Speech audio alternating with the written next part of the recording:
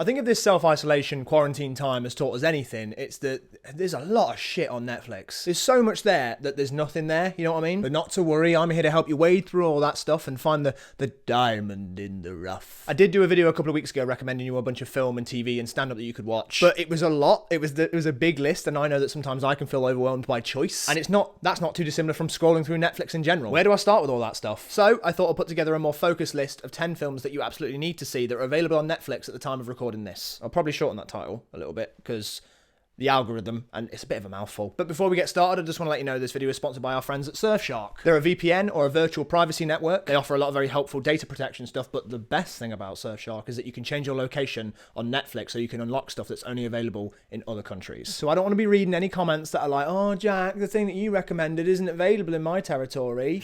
You know, the way that people speak. Surfshark will sort you out, mate. They're also offering a very generous and very specific 83% off with 1 extra month for free. Just use the promo code, which is just my name, Jack Howard. I'll leave the link in the description. Okay, let's do this in no particular order, but from 10 to 1, because that's how lists are done. Number 10. The Silence of the Lambs. We've all got those films that we know we should have seen that we haven't seen yet. I actually just confessed to Mark Kermode, because we do a podcast together. I'm not sure if I've mentioned that before, but I'll leave the link in the description for you to check it out. I finally worked up the courage to tell him that I've never seen The Exorcist. If you know anything about Mark Kermode, you know why I was nervous to tell him that. But anyway, The Silence of the Lambs is just as smart, gripping, thrilling, scary as it's ever been. It won Best Picture back in the early 90s. I remember the first time I watched it was with my mum just one night. She was like, have you seen this before? No. So now, because of that memory, the film holds a bit of a comforting place in my mind. It's really not a comforting watch at all, but for me, it just makes me feel very, like, at home. I doubt that that can be an objective thing, but I'm sure that some people get what I mean about it. Even though it has its thrills and its moments, there's something about it, there's a consistent tone to it. I love the directing in it. I love the choice to keep loads of things in close-up and have the characters look down the lens. It's a technique that isn't used very much, especially in modern cinema, but it's really effective. It's really eerie and unsettling. So if you haven't seen Silence of the Lambs, now's the time to watch it. Number 9, The Breakfast Club. I'm a huge John Hughes fan. I've talked about this before on this channel, and this film is maybe the most John Hughes it can get. It's very 80s, it's teen, it's funny, it's angsty. It's about 5 teenagers with 5 different teenage stereotypes from very different backgrounds spending a Saturday in detention together. Some of the stuff in it might be a little cheesy by today's standards, but it kind of created a whole genre. So, don't you forget about me. Number 8. Ocean's 11. I'm going to try not to repeat myself too much on this list because I know I like to bang on about the same films over and over again. I think it's quite easy to dismiss Ocean's 11 as just a throwaway movie because it's such a household name of a film. Oh, it's the one where like George Clooney and Brad Pitt and Matt Damon like rob a casino. Yeah, I've seen bits. But I believe it is a truly brilliant original film. One that's hard to replicate, and people have tried. Like those Magician, the Now You See Me films. You can feel those films trying so hard to be slick and cool like Ocean's 11, but Ocean's 11 doesn't feel like it's trying at all. And that's what makes it cool. Bit like myself. Not a single frame of this film feels generic. It is both a huge amount of fun, it's big, sexy, stylish popcorn entertainment, and it's helmed by Steven Soderbergh, who carefully crafts subtle and nuanced storytelling throughout the entire film. It's very hard to do both. The only other people I can think of who can do it are Spielberg and Nolan. I get very excited about this stuff because I believe that movies can be these big, exciting, fun things to watch, and they can be brilliantly told. I'll give you a little quick example of what I'm talking about from the opening scene. Please state your name for the record. Daniel Ocean. We meet Daniel Ocean for the first time. He's being interviewed, he's in prison. We can tell that just from the visuals. And Soderbergh does something very interesting here, something that he does a lot. It's classic him. 95% of the scene is played out on one loose mid-shot. He never cuts to the several people who are interviewing him. And if you look at the script, it will tell you that you were supposed to see them. But Soderbergh chooses to keep us with Danny because then we're completely sided. We're empathizing with him. It draws you into Clooney's performance, makes you focus on his eyes. His eyes are telling you so much. You can see when he's choosing to hold someone's gaze, when he's looking at who's talking to him, and maybe more importantly, when he isn't. Soderbergh cuts once in the scene to a close-up of Danny Ocean, emphasizing his point of view, and we already know what he's thinking. In the first minute of the film, Soderbergh has got us inside the protagonist's head. That blows my mind. That is amazing filmmaking. Ignore the trip. There is storytelling as delicate as that scattered throughout the entire movie, but it's also a big, fun, silly heist film where they steal the money. Also, a little bonus thing. In my previous video, I said, don't watch Oceans 12, 13, or 8. But since then, I've rewatched Oceans 12, 13, still haven't seen 8, not bothered. I've done a complete 180 on Oceans 12. I now think it's absolutely brilliant. I totally get the people that don't. I mean, I didn't like it until a few weeks ago, but then I got it. I was like, oh, it's not a serious sequel. It's kind of like a really fourth wall breaking comedy starring Hollywood A-listers. But it's still directed by Steven Soderbergh, so it's got this real confidence and style to it. It's directed like a 60s spy thriller, but it's really funny and silly and taking the piss out of itself. There's a bit in it where Matt Damon asks Brad Pitt for a bigger role in this one. I'd really like to play a more central role this time around.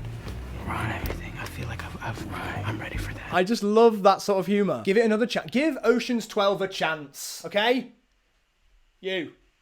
Me? Yeah. Number 7, Three Identical Strangers. The story for this documentary is totally insane and totally true. I don't want to say too much about this one because the joy of it was discovering what it was about as I was watching it. But the basic premise, identical triplets who had never met before meet each other for the first time when they're adults. They don't know why they were separated, and the further into the story we go, the further down the rabbit hole we go, the more it feels like a bizarre sci-fi X-Men movie. But it really happened. I wholeheartedly recommend it. It is amazing. Number 6, Boyhood. This story follows one boy's journey through adolescence. He goes from childhood through his teen years. He learns to grow up. He sees his parents go through divorce. He goes through heartbreak. So it's a coming of age movie.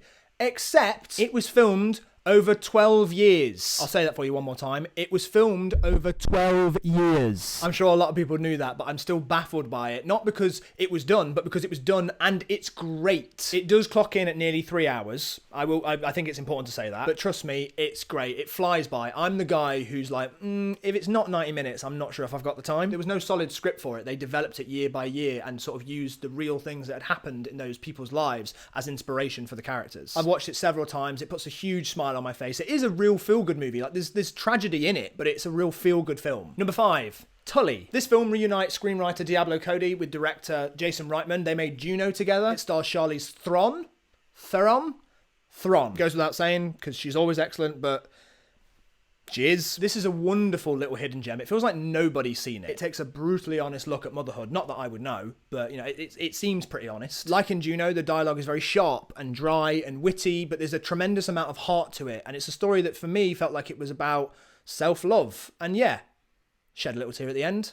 Toxic masculinity be damned. Number 4, American Beauty. This is one of my absolute favourite films. I think it's a masterpiece. But unfortunately, I can't talk about it now without mentioning the Me Too elephant in the room, which is that Kevin Spacey's in it. The movie came out in 1999, way before we knew anything about any of that stuff. And there's definitely a discussion to be had about whether or not we can still enjoy stuff that was made by or features people that we now have a different context for. Maybe I'll make a video about that. That could be interesting. And I do understand if that's enough for you to not want to watch this film, but I can't help but feel that that is a shame. So many people make a film. I can't change the effect and the influence that this film has had on me. It's directed by Sam Mendes, and this was his feature film debut, which isn't fair. How do you just do that? It's a tragic, funny, dark, occasionally dreamlike film that explores masculinity, sexuality, American suburbia, repression. Knock the mic a bit there. Thomas Newman kind of shot himself in the foot with that score because it's so iconic that now whenever he tries to do anything that's remotely similar, it's like, oh, it's American Beauty. He's doing American Beauty. It's a very rare case of a film where everything is working in harmony with each other. The writing, the directing, the acting, the music, everything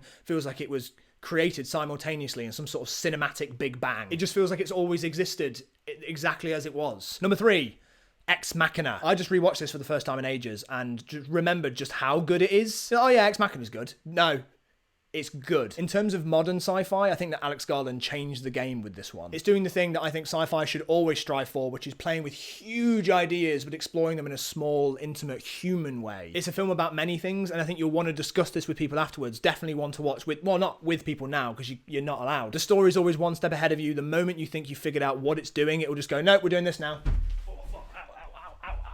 Number 2, You Were Never Really Here. I know I said I wasn't going to repeat myself too much on this list, but I can't not mention this one. It still feels like not enough people have seen it, and if I can make even a small dent in that, I'll take it. It's directed by Lynn Ramsey, who directed We Need to Talk About Kevin, and it stars Joaquin Phoenix as Joe, who is a hired gun who specialises in finding lost children. It's a film about trauma, which obviously doesn't lend itself to an easy watch. It's certainly a brutal and occasionally violent film, but it's all very tastefully handled, and it's not all blood and gore. In fact, the film will frequently and purposefully sometimes remove those moments, which obviously allows you to fill in the blank in your head, but also tells you this is not what the film is about. We're not making an action movie. Instead, the focus is on Joaquin Phoenix's character Joe and his inner psyche and his torment. He is somebody who was traumatized and hurt so badly as a child that he's chosen to spend his life trying to save the next child. And I think it's beautiful. I think it's my favorite Joaquin Phoenix performance. It was my favorite film of 2018.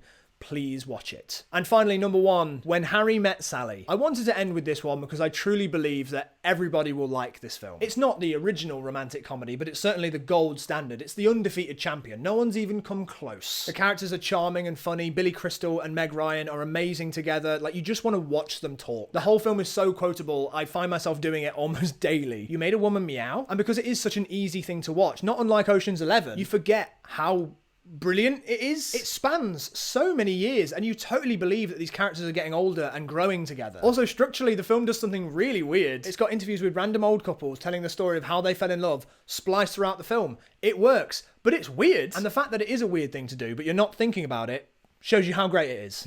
Now I really want to watch When Harry Met Sally. So that was my list of 10 films that you absolutely need to see that are available on Netflix at the time of recording this. Give it a like if you liked it, because if you liked it, that just makes sense, doesn't it? Thank you for watching, and thank you, of course, to Surfshark for sponsoring this video. Remember, they are giving you 83% off and 1 extra month for free. You can change your location on Netflix and watch stuff that's locked in your country. Just use the promo code, which is my name, Jack Howard, and I'll leave the link in the description.